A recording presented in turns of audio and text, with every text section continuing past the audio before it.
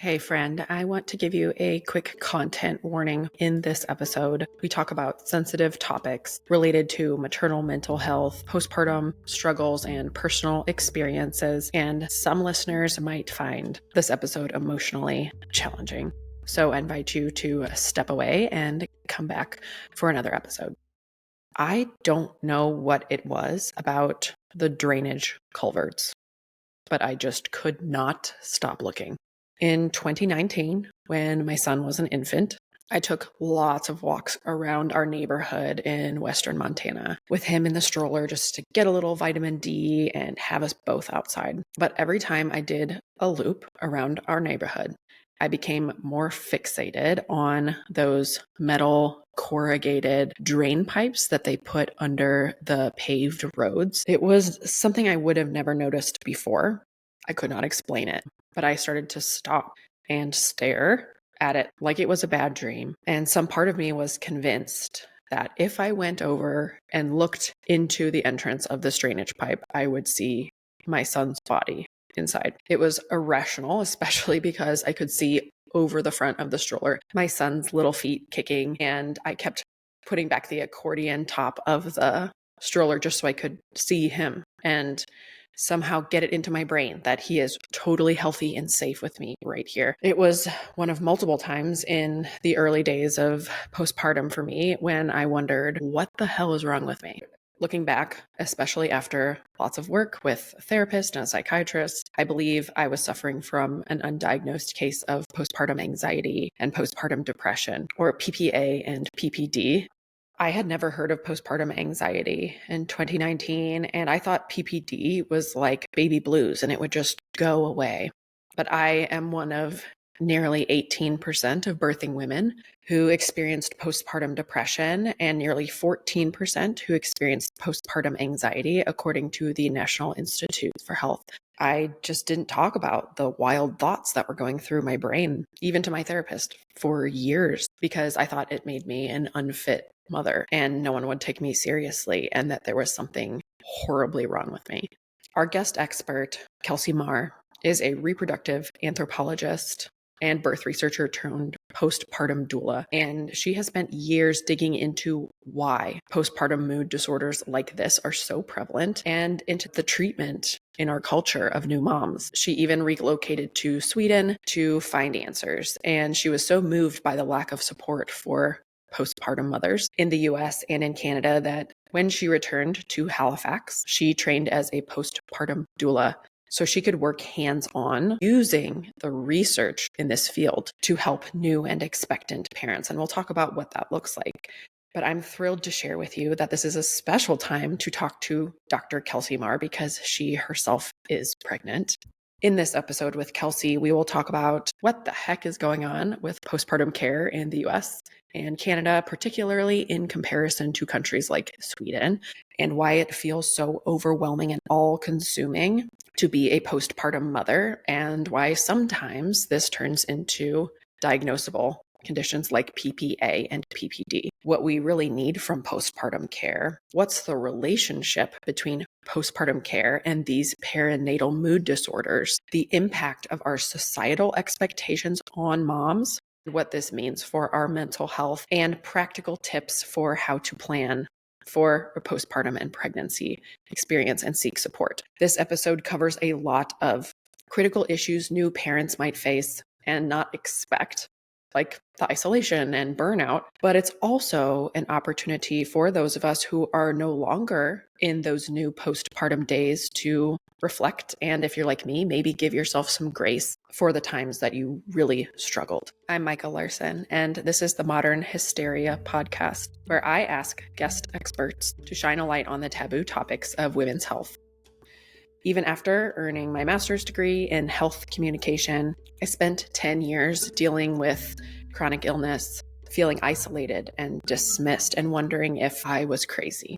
Conditions that primarily affect women tend to be under-researched, underdiagnosed, and undertreated, leaving us to wonder if we are the problem. If you've ever felt unheard, overwhelmed by society's expectations, or frustrated by the lack of real conversations about your health, you are in the right place. This is real talk honest storytelling, expert interviews, and no BS conversations. We are here to break the silence around our brains and our bodies because throughout history, when women spoke up about their pain, they were everything from burned at the stake to lobotomized to called hysterical. This is modern hysteria. Kelsey, thank you for being here. We were just talking about how we're existing in these very interesting personal places in the journey through motherhood because you are 10 weeks pregnant. And you were saying like there's so much pregnancy anxiety happening for you. So thank you for being here, especially at this time, to talk about postpartum care, perinatal mood disorders. So how did you become an expert on postpartum, looking at it from a scientific perspective? Yeah. So as an undergraduate student, I started my undergrad as a bio major wanting to be Addison Montgomery on Grey's Anatomy and thought I wanted to be an OBGYN. I quickly found out that that just wasn't going to end up being the space for me. So I switched to anthropology and had a professor who I really, really looked up to handed me a book about IVF in Papua New Guinea. And she was like, I think you should read this. You are really good at this. Give it a read and tell me what you think. And at the time, I was like 20 years old and just found IVF kind of mystifying. I couldn't really wrap my head around why people were putting so much time and effort and money and so much of themselves into a medical process in order to become a parent. So my brain just kind of exploded. And I went down this rabbit hole for the rest of my undergrad and my master's degree doing infertility research around surrogacy and IVF in a North American context. And then when I did my PhD, I was based in Sweden, which is a really interesting counterpoint to what maternal care looks like both in the US and in Canada. Micah here with a quick aside about IVF, or in vitro fertilization, which actually means in glass because part of the process happens outside of the body in a lab, in a little petri dish.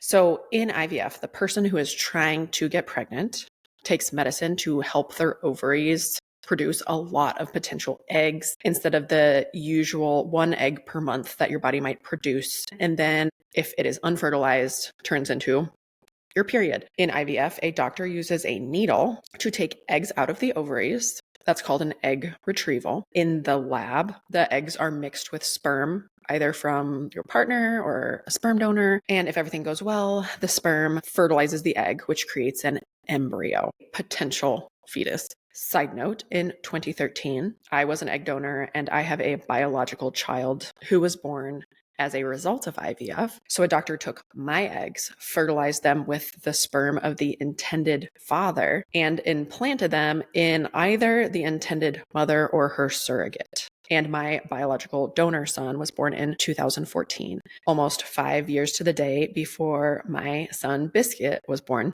I've never met him. More on that another time. We're going to talk about egg retrievals and egg freezing in an upcoming episode with London fertility nutritionist Nima Savides. So stay tuned. I ended up working on how COVID-19 public health measures were impacting the postpartum experience. That's really when I got into the postpartum space. So during that work, I learned so much. And when I came back to Canada, and was done the PhD, was looking for my next step, I really saw this need to do more forward-facing work. I felt like as a researcher, I was stuck behind a screen. The people who really needed to know what I was learning weren't the people I was communicating with when I was writing journal articles or teaching. So I trained as a doula. And so for the last 18 months, I've been working predominantly as a birth and postpartum doula and doing postpartum care, like hands-on people's homes. I think it takes, for one thing, a lot of courage to be looking at these problems, seeing them play out even in a Scandinavian country where we often like hold them up on a pedestal for how, and for rightly so, how they treat moms, new moms, family leave. Micah again with a quick aside about Scandinavia versus the US. I am personally so fascinated with motherhood culture in Scandinavia, like Sweden, Denmark, Norway, because those are considered some of the best places to have a baby and raise kids because their culture has such a strong focus on family support and well-being. I'll talk about this more later with Kelsey, but here's why it is so notable. In Scandinavian countries, it is much more standard for parents to get long paid time off work to care for their baby. For example, in Sweden, where Kelsey lived and researched, parents can get up to 16 months of paid leave. But there are other reasons, including prenatal visits, childbirth, postnatal care. It's all much more accessible and affordable. Childcare is higher quality, relatively, and either free or heavily subsidized. This makes it a lot easier for parents to return to work when they choose, or if they choose. Society is structured to help parents navigate through the world with their children, like tons of great playgrounds, riding bikes with attached carriages for kids, safe neighborhoods, walkable cities. And Northern European countries have a culture more centered around shared parenting roles, so moms and dads are more equitably involved in raising children. I leaned heavily on Danish parenting philosophy, especially in the first few years of my son's life. And I have a soft spot for Danish kids and baby products, and I'm going to link some of them in the show notes. I could go on. Anyway, back to Kelsey. But you seeing this problem play out and then you saying, I have to do something about it. And I can't sit in the ivory tower of academia. I need to go make a change. I think that is so inspiring. Well, thank you. And that's not to say that the work that researchers within the academy are doing, that isn't really meaningful and important work. When I'm working with families, the care that I'm providing is based in that work. I'm constantly reading the research and re-engaging with it. But at the same time, and I think this plays out into larger conversations that we're having right now about the meaning of science and the trustworthiness of science and what it actually means to have evidence. The people who hire me value evidence because that's part of who I am and part of the work I do. But I also know they don't necessarily have time or energy to go and become an expert. So if I can translate that for them and help them achieve their goals based on what I know, then I'm more than happy to do that. So as someone who came from an academic setting, and somebody who has invested a lot in the science of postpartum care, what does it mean to you to work in an evidence-based philosophy? This is an evidence-based podcast. My degree in research is in health communication, and so that's really important to me too. But can you tell us about what does that look like for you, and why is evidence-based practice so important? I think the difference between evidence, as in research evidence, empirical evidence, and anecdotal evidence, like the conversations we'll see in mom groups or the posts we make on threads, is to me the difference between those two types of evidence is the same difference as what we would look at when we're trying to figure out how to dress for the day based on the weather. So making a post on social media is a little bit like looking out your window and taking that as the weather forecast. Whereas looking at research evidence is more like turning to the weather forecast on your phone, right? It's not just developed based on what one person is seeing out their window. It's based on a series of different measurements that are put together, analyzed, and it's giving you a statistical likelihood of what the weather is going to look like. And I think that's important to understand because when I say I engage in evidence-based practice, it's really about a relationship between those two things. It's a relationship between that empirical evidence, that weather forecast, and what's meaningful to you that day. So when you're getting dressed to go outside, you're going to look at the weather forecast, but you're also going to think about how you feel that day. Are you comfortable? Do you want to wear blue jeans or do you want to wear stretchy pants? Like based on what you're going to do that day, is it better to wear hiking boots or running shoes? Like those personal elements of the decisions that we make carry weight and carry value and have to be matched with empirical evidence for us to make informed decisions. I work with my clients. I present them with the evidence as I've reviewed it, as I know it. I will either give them the evidence, share with them the empirical evidence, or give them a synthesis and analysis of it.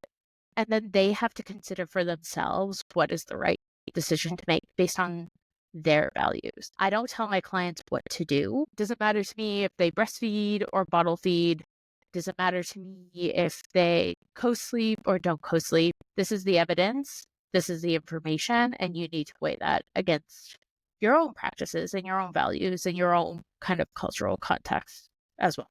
As an expectant or new parent, it's so hard to wade through the information and the advice and what your mom and your grandma are telling you and your friends are telling you and the internet is telling you, to have someone who comes to you and says, I've reviewed all the information that we have about this, and here are the options. And just to counsel, to wade through the overwhelm information sounds so empowering. Yeah, I mean, it's the same thing that I'm doing for myself in this pregnancy. We're 10 weeks along. My partner and I have been talking about genetic testing.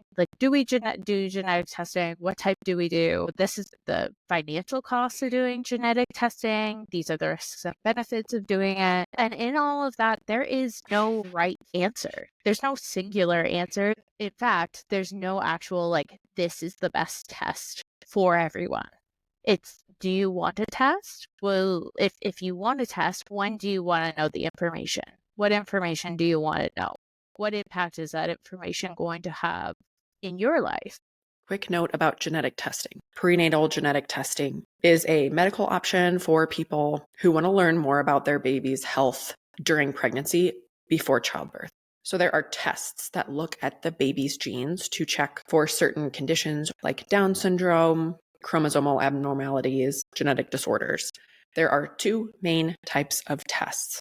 Screening tests. So those show the likelihood that a baby has a condition, but they don't provide a diagnosis, but they can tell you if further testing makes sense. The second is diagnostic testing. So those give you a definitive answer about whether your baby has a certain condition. So you may have heard the word amniocentesis. This is a diagnostic test. There are a few reasons why people might get one of these tests done during pregnancy. Peace of mind, just knowing what's going on in there, planning for the future. If there's a condition that is detected, maybe that gives you more time to learn about it and prepare. And then family history. So you may have some genetic conditions that make it more likely that you pass on a condition that might make it very relevant, but there are costs to the tests and reasons why people choose not to. For example, amniocentesis carries with it a very small risk of miscarriage, and it can be expensive. It isn't always covered by insurance, especially in the United States. When I was pregnant with my son in 2018, we decided not to do the genetic testing. I'm not advocating one way or the other, but I'll give you an example. We didn't do a screening test because we decided it wouldn't change our decision to follow through with the pregnancy if we found out our baby had Down syndrome, for example. And we did do the standard 20-week anatomy scan where you just kind of see what baby looks like. That was already wildly anxiety provoking for me. So we decided not to get more information than I felt I needed at that point. Anyway, the point is, it would be really helpful to have someone like Kelsey to navigate it with you so you know which decision feels right for you. Back to Kelsey. I really see my job is to hold that space so that my clients have the time to process all of that and decide for themselves what is the best decision. Can you tell us a little bit about what is a postpartum doula? I had never heard of one until maybe a year or two ago. So if you've never heard of a postpartum doula, you're listening to this podcast. This is a special moment because, wow, this is something missing from a lot of our experiences. So I also don't think I heard of a postpartum doula before I went to train as one. A postpartum doula is a trained expert in postpartum care. So they are a non-clinical professional. So I don't work in a hospital as a postpartum doula. I'm not a nurse or a doctor. I can't diagnose anything. What I do is offer care to birthing people and new families from an educational level through a practical support level and emotional level. So that can look like meeting with clients before their baby's born to talk about infant care, how to diaper, how to feed, how to sleep with a newborn, what newborn cues will look like. It can look like teaching people about what their body is going to go through postpartum and what recovery actually looks like from a physical standpoint. And then after baby comes, I do things like I will show up to your house and do your laundry and cook you meals. And if you want me to, I'll look after your baby while you go sleep, or I can look after your baby while you cook meals and do laundry if that's what makes you feel good. But I'll also do overnight support. So if you want to try to sleep through the night, I can take your baby and you can sleep for 8 hours while I do all the feeds and the diapering and all that stuff. And then I'm there to listen. So all of that really hard doubts, the anxieties, really a lot of my job is saying, but that's normal. Your baby's doing the normal thing. That's what we expect to happen. Because there is a lot of doubt. And if you don't have somebody there who you can turn to, text in the middle of the night with those sorts of questions, then you're trying to figure it out all on your own while you and your baby are figuring out this season of life at the same time. There is so much uncertainty. Just to have one point person who you trust to not only help your body, help your baby, but the emotional weight and mental weight that takes off.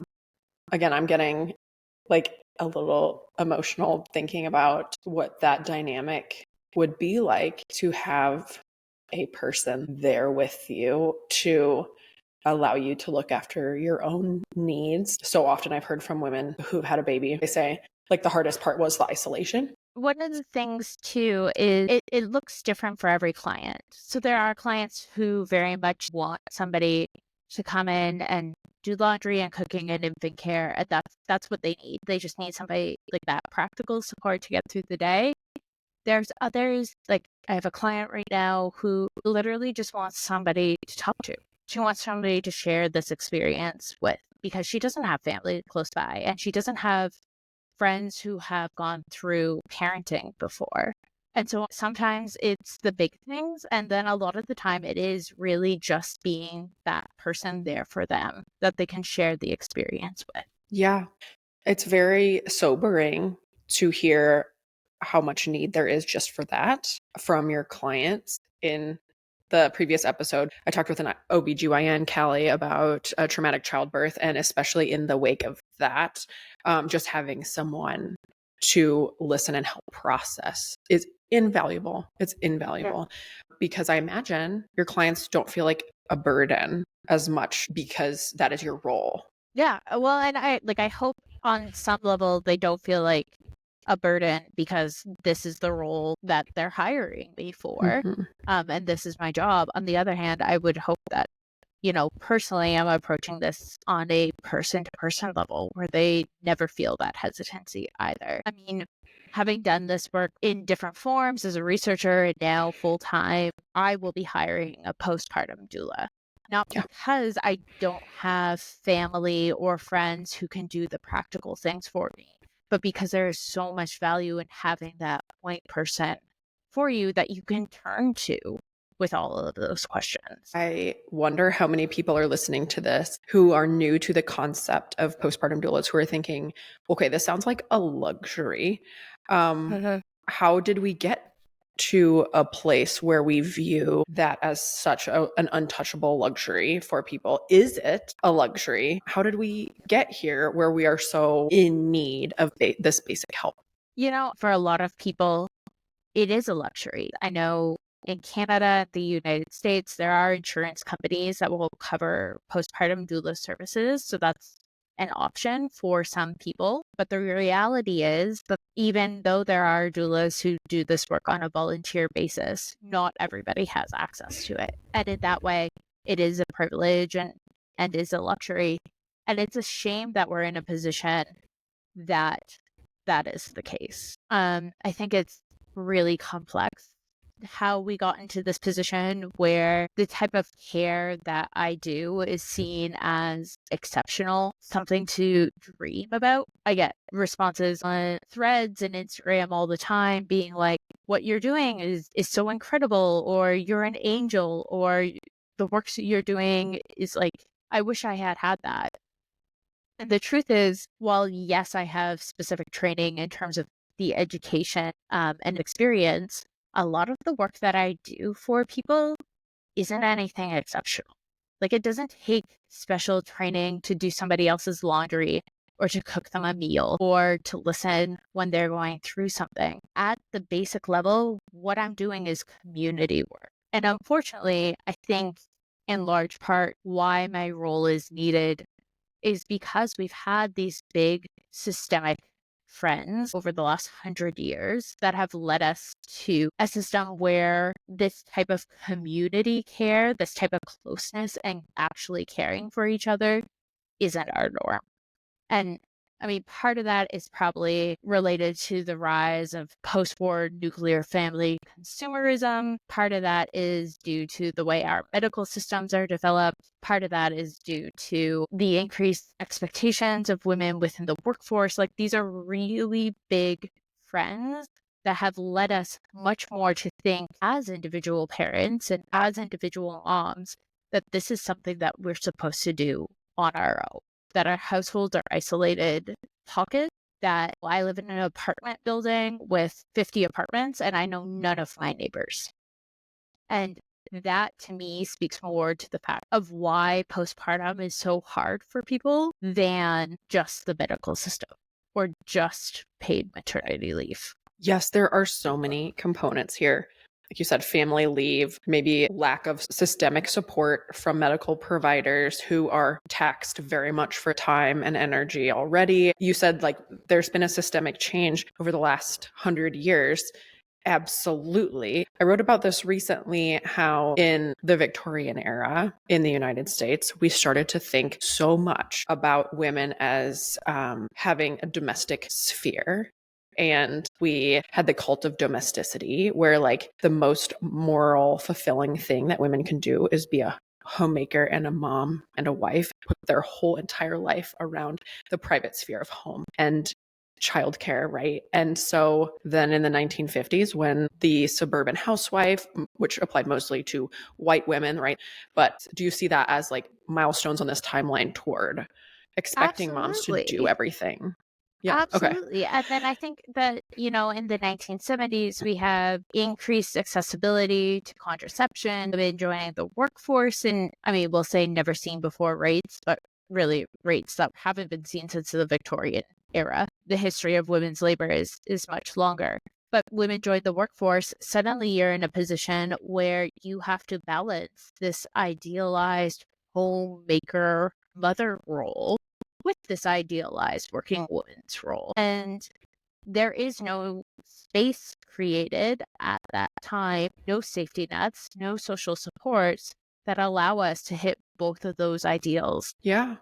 And it requires so many layers of privilege in order to have like the type of support that we need. Like, do you have to rush back to work? Do you have the type of job that affords you family leave? Do you have health insurance, maybe to help even pay for a postpartum doula? Does your family live near you? And if so, are your parents retired?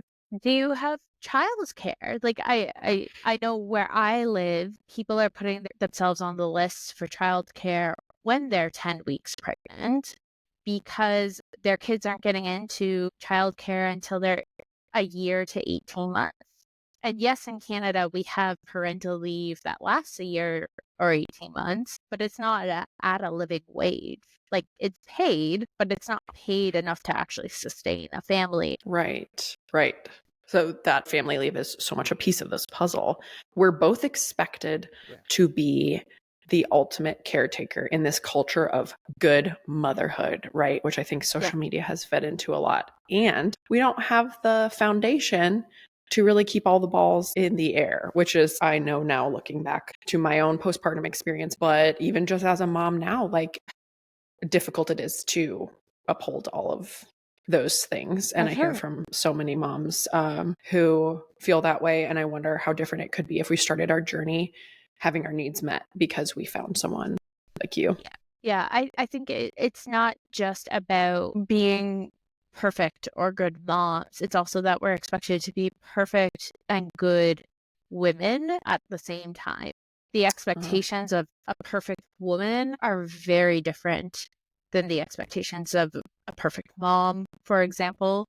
And you can't necessarily do both at once. How do you be a perfect woman in a society that highly sexualizes womanhood, while at the same time you're supposed to be this perfect stay-at-home, motherly type person.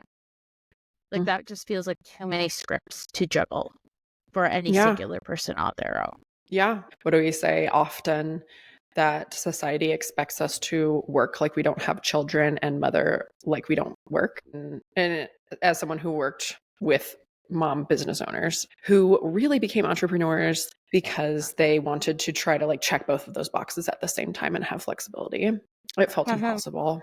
The good motherhood stereotype is something that has and will continue to come up in episodes of Modern Hysteria. So I want to talk about it for a second. The cult of good motherhood, I use that term to describe the pressure that society puts on us to sacrifice everything for our kids. We have to keep a spotless house. Our birthday parties need to be Pinterest perfect. We need to be patient and loving and a martyr while also looking great. And Amanda Montai writes beautifully about this in her book, Touched Out, about misogyny and control and consent in motherhood. I'm going to link that in the show notes, but specifically in the early 2000s, we started to see magazines and TV shows and the advent of mommy blogging that made motherhood look like you had to do it perfectly to have value as a woman. And this was especially true for middle-class white women who looked a lot like the mommy bloggers that were really taking hold on blogging platforms and with the advent of social media. But I think it affected all kinds of moms. Those women were shown as the standards of the good mom. Shows like Super Nanny proliferated, and social media continued to show us snapshots of what perfect motherhood looked like. So that's what I refer to as like the cult of good motherhood. And this really contributes to the stress and guilt we may feel, like, oh, I'm a failure if I'm not meeting these expectations. And a lot of us have anxiety and burnout because of it. Motherhood is difficult enough without these added expectations. And just being aware of them helps us release ourselves from the guilt. Okay, back to the episode. So in your ideal world, Kelsey, what would be awaiting new parents, knowing that there's not a right way to do things, but what do you wish new parents had? I wish every new parent had community, really like very hands-on, practical, open-hearted community. And that doesn't mean that I wish everybody had like close familial connections or close friends. Community can look like a lot of different things. So whether that's finding your support team of professionals before you go into postpartum. So a therapist, a doula, a pelvic physio, all of these professionals who work in like birth adjacent spaces that can take things off your plate in those early months. That can be amazing. Understanding that not everybody has access to that. I wish that every parent had somebody to help them sleep in the early months, had somebody to listen, but not necessarily give advice, but just wholeheartedly listen to what they're going through. I wish they had somebody to take the necessary. Just hold on a second, Micah. My baby doctor's calling me. Micah here. Obviously, Kelsey needed to take that important call with her healthcare provider, and I took that opportunity to split this episode into 2 parts. So stay tuned for part 2. We'll continue the conversation on postpartum care. In the meantime, quick recap of part 1.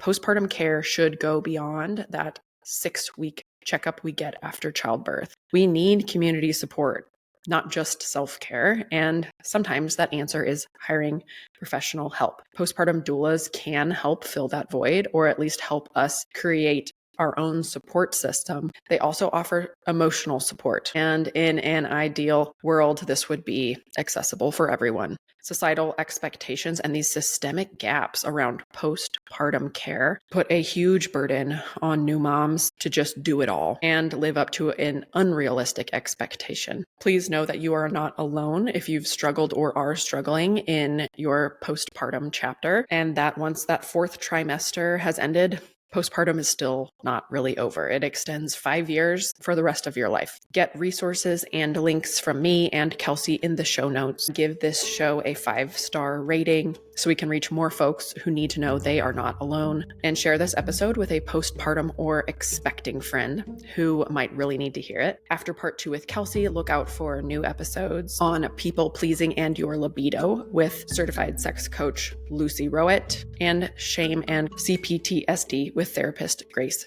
Bithell. Thank you. I'll see you next time.